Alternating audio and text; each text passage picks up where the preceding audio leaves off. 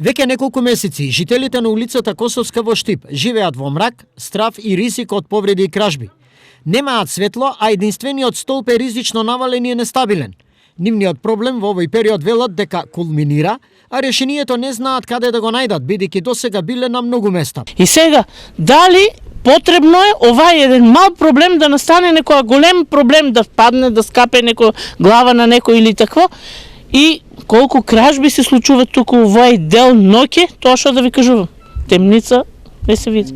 Бидејќи од институциите никој не си ја завршил работата, жителите од Косовска ја осветлуваат импровизирано. Па јас намерно мојата силица надвор ја оставам свете, за да може народот да си оде по степеничките тука. Тука е само соведување, вака не се упишува. Импровизацијата не е решение. Граѓаните апелираат надлежните конечно да го најдат вистинското решение. Замолувам ги надлежните, што може побрзо нека дојдат да видат него случајот. Тука не е многу темно. Ние може да излеземе, силица оставаме да свети. Имам дете инвалидно, не смее да слегне по степениците, се мора силицата да свете.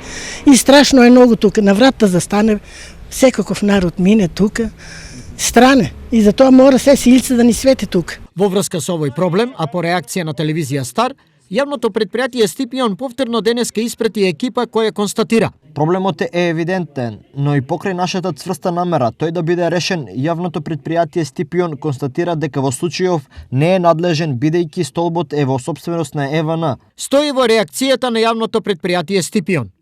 Телевизија Стар решение за проблемот на Косовска побара и од ЕВН, од каде што изјавија: од ЕВН за ТВ Стар информираат дека ќе реагираат само во случај доколку добијат барање на граѓаните за опасноста од ризикот за склонопадност на споменатиот столб. Инаку ЕВН на своите столбови не поставува улично осветлување. Појаснија за телевизија Стар од ЕВН.